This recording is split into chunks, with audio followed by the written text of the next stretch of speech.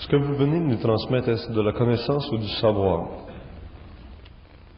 Ça fait partie de ce que vous appelez le savoir. La manifestation devient pour l'homme de la connaissance. La connaissance ne sert jamais à celui qui sait, parce qu'il est un canal. Le robinet dans lequel l'eau passe ne questionne pas l'eau qui passe, il sert simplement à faire passer l'eau, c'est la même chose. Quand on est en savoir, on n'est jamais intéressé à la connaissance. Il y a deux questions ici, moyennement personnelles. Vous vous adressez aux hommes en disant « vous ». Expliquez votre condition, origine ou réalisation qui vous différencie, s'il y en a. Me différencie de quoi? Des autres. Quand vous vous adressez aux gens, vous dites vous, les humains de la Terre, etc. Quand je parle d'une façon objective et que j'emploie le « vous », c'est pour faire comprendre aux gens qu'il y a une différence entre la conscience mentale et la conscience supramentale. Dans la conscience supramentale, le « je » n'est pas impliqué, et si le « je » n'est pas impliqué, la vertu du « je » ne s'applique pas en relation avec les hommes. Et si le « je » veut parler à des hommes, dans le cadre de la formation de l'intelligence supramentale pour diriger vers l'intellect humain sur le plan mental inférieur de l'information, le mouvement supramental se fait toujours en relation avec une vibration qui doit séparer les hommes qui sont conditionnés par les forces de la planète et les hommes qui ne sont pas conditionnés par rien. Et dans ce processus-là où il y a une différenciation qui s'exécute, qui se fait valoir à l'intérieur du sein de la conscience supramentale, c'est pour faire connaître qu'il y a sur le plan matériel, sur la Terre, deux types d'hommes, des hommes qui fonctionnent en horizontal et des hommes qui fonctionnent en vertical. Et les hommes qui fonctionnent en vertical ne sont pas forcés de vivre leur vie dans le cadre des lois de l'homme, telles qu'établies par la conscience égoïque de l'homme. Est-ce que l'âme a le pouvoir de laisser l'homme avant sa mort? Est-ce que l'âme a le pouvoir de laisser l'homme avant sa mort? C'est une question qui est drôlement posée. S'il y a dans l'homme, dans l'expérience de l'homme, une extériorisation quelconque, en dehors de l'enveloppe matérielle, cette extériorisation n'est pas exécutée, vécue au niveau de l'âme. Elle est vécue soit au niveau du corps astral ou soit au niveau du corps éthérique. Et si elle est vécue au niveau du corps éthérique, à ce moment-là, l'enveloppe éthérique contient l'énergie de l'âme et l'enveloppe éthérique permet de toujours maintenir une relation vitale avec le corps matériel. De sorte que ce n'est pas l'âme qui se substitue dans l'expérience, mais un des principes de l'homme. L'âme doit toujours être là pour que les principes soient manifestés.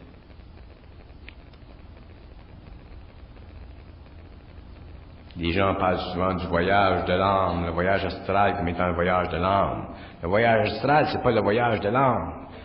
C'est un déplacement astral, c'est un déplacement de la conscience astrale de l'homme dans le champ d'énergie symbolique de la vision de l'âme.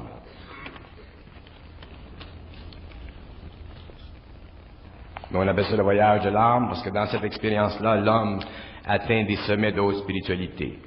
Mais ces sommets de haute spiritualité qui font partie de la conscience astrale de l'homme sont quand même des sommets de haute vision spirituelle. Et tous les sommets de haute vision spirituelle correspondent à des images qui servent à donner à l'homme l'intelligence de sa spiritualité, mais non l'intelligence cosmique.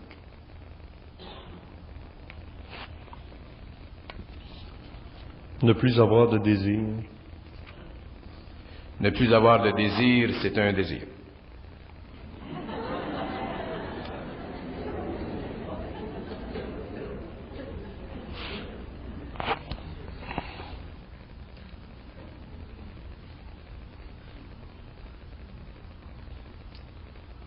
Croyez-vous qu'il y a présentement sur la planète une âme réalisée qui vienne essentiellement pour aider les autres êtres de la matière à découvrir cet état sans émotion qui est la lumière, cet être qui viendrait pour accélérer la réalisation que doit faire tout être humain afin de retourner à sa propre source. Croyez-vous qu'il existe actuellement cet être sur la planète? Faut lire les journaux. Sportive. Ben, star quelque part. En continuant dans la ligne de pensée sur l'âme, que sont les âmes jumelles et ont-elles une part à jouer dans leur évolution respective? J'ai déjà expliqué que le concept de l'âme jumelle, le concept de l'âme sœur, c'était un concept humain qui sert à sécuriser l'homme dans la spiritualité de son union avec des hommes sur le plan matériel. Le concept de l'âme jumelle, c'est un concept qui favorise l'union spirituelle entre deux êtres, mais c'est une forme. Les âmes en évolution, les âmes perfectionnées, les âmes très évoluées sont totalement autonomes et indépendantes et il n'y a aucune expression dans leur vie du sentiment d'être jumeaux.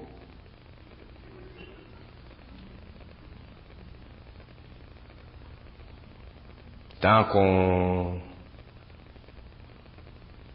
a une relation avec un être qui fait notre affaire, là, c'est notre âme jumelle. Mais aussitôt que ça va mal, là, c'est plus notre âme jumelle.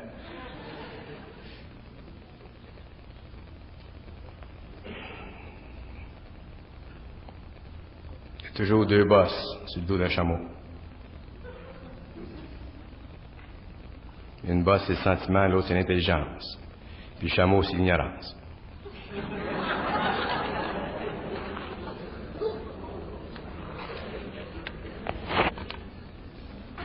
La loi de la compensation existe-t-elle ou ce n'est encore qu'une illusion pour accepter ou assumer avec espoir certains moments frustrants dans notre vie terrestre? La loi de compensation, elle existe dans ce sens qu'elle définit les rapports probables dans l'exécution du plan de vie d'une personne, toujours selon sa volonté. Plus la volonté d'une personne est grande, plus la loi de compensation diminue, parce que plus la loi d'exécution prend place dans sa vie. Et si vous êtes obligé de vivre votre vie sous la loi de compensation, à ce moment-là, vous êtes obligé de subir votre vie. Si vous êtes en dehors de la loi de compensation et que vous vivez sous la loi d'exécution, à ce moment-là, vous vous servez de votre intelligence créative et de votre volonté pour tracer le chemin de votre destinée et arriver et aller là où vous voulez. À ce moment-là, dans votre vie, il n'y a plus de compensation, il y a simplement de la créativité exécutive.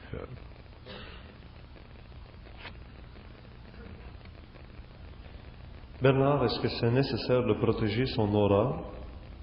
Quel est le moyen de protéger son aura? Est-ce que la sexualité empêche l'individu d'évoluer? Ben non.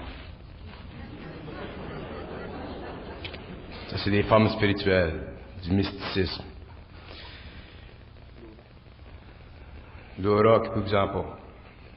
Les gens s'occupent, s'inquiètent. C'est ça, être homme. Être homme, c'est s'inquiéter. On s'inquiète de l'aura, on s'inquiète de notre pipi, on s'inquiète de tout. Puis quand on s'inquiète, on crée des forces. Il y en a un qui vous dit la sexualité, c'est pas bon, ça retarde ton évolution, fait que là tu deviens mystique. Ensuite, on rencontre un autre qui dit être mystique, c'est pas bon, parce que tu retardes ton évolution supramentale. Fait que là tu descends de la montagne. Tu t'arrêtes jamais. Tu fais tout le monde. L'homme doit devenir autonome dans sa sagesse. Il doit pouvoir exécuter son savoir. Être autonome dans sa sagesse, c'est se fier à soi-même le plus possible, jusqu'au moment où on en arrive par nos erreurs à être sûr, puis jusqu'on en arrive plus tard par notre souffrance à être sûr d'être sûr. Puis quand vous êtes sûr d'être sûr, tu t'occupes plus de ta sagesse, puis tu t'occupes plus de ta sexualité, puis tu t'occupes plus de ton pipi, puis ce que les autres disent. Tu vis ta vie comme tu la vis. Tu bouilles ton lait comme ça te plaît.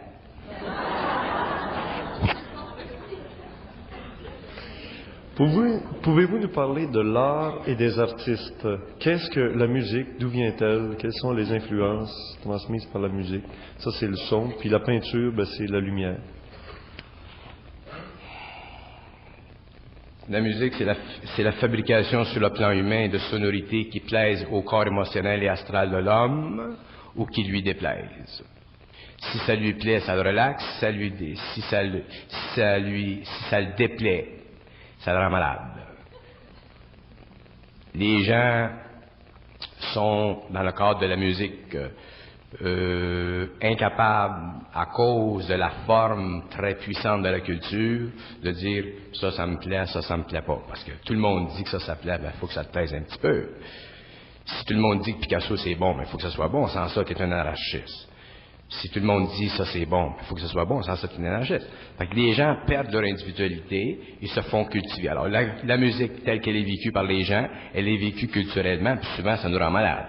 Mais la musique, c'est très beau, c'est très relaxant, c'est très bon pour l'esprit de l'homme parce que ça astralise ses sentiments, ça sentimentalise son astral. Seulement, plus l'homme devient conscient, plus la musique doit être choisie par vibration au lieu d'être choisie par catégorie psychologique. Au niveau des arts, c'est la même chose, seulement la vibration est différente. Ce que je reproche aux arts puis aux artistes, c'est de faire trop des arts et des artistes. Parce qu'il y a des artistes et des tartistes. Il y a plus de tartistes que d'artistes. Puis les artistes, des vrais artistes, des grands artistes qui contribuent à donner à l'homme une vision interne et personnelle de leur sonorité ou de leur lumière, s'ils sont de grands artistes, sont très communicatifs et expriment leur art pour leur plaisir à eux. Et ce plaisir à eux devient une expression extérieure pour l'humanité. Mais il y a plus d'artistes aujourd'hui que d'artistes. Puis il faut choisir entre les tartes et les gâteaux. Parce que sans ça, on a des indigestions, avec des décibels de 114, qui nous pètent les oreilles, puis on dit c'est au bout. Alors, on est au bout, les hommes. On est au bout du bout. Puis il y en a qui sont au bas du bout du bout. Quand tu es rendu au bas du bout, c'est tough. Tu vois pas grand-chose. Au bout du bout, tu as une chance. Au bout, là, tu commences. Puis quand il n'y a plus de bout, là, t'es correct.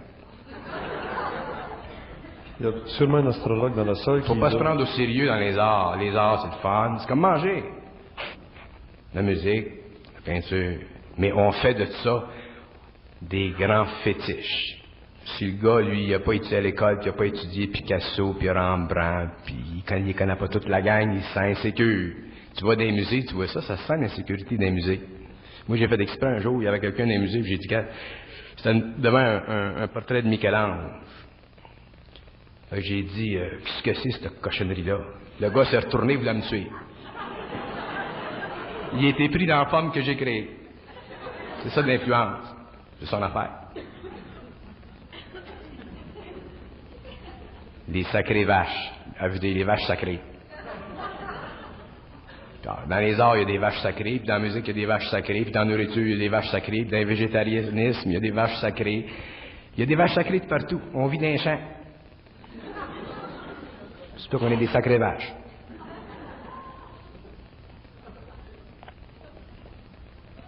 Une belle question, justement. On doit faire ceci, on doit faire cela, mais comment préparer son jardin afin que la lumière l'atteigne pour faire pousser tous les fruits qui sont en nous? Préparez-les, puis quand ce sera prêt, ça descendra.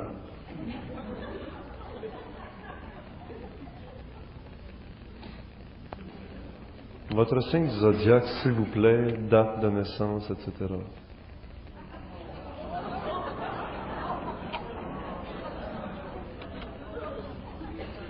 Ah, il y en a une que je n'ai pas osé demander à Bernard encore. Il m'aurait dit, il dit ici, vous dites que... Ils sont capables d'exécuter ces plans-là. Qu'est-ce que le 7e principe de la création? Le 7e principe de la création, c'est l'organisation moléculaire de l'énergie, lorsqu'elle est véhiculée par l'espoir de la lumière, en relation avec le temps interne du feu cosmique des alephes. Le feu cosmique des alephes détermine la précision avec laquelle la lumière doit s'orienter dans les sphères, et lorsque la lumière s'oriente dans les sphères d'une façon parfaite, parce qu'il n'y a pas dans les sphères d'ingérence, à ce moment-là, le 7e principe de la création se manifeste, et on a dans la création du monde l'explosion des galaxies.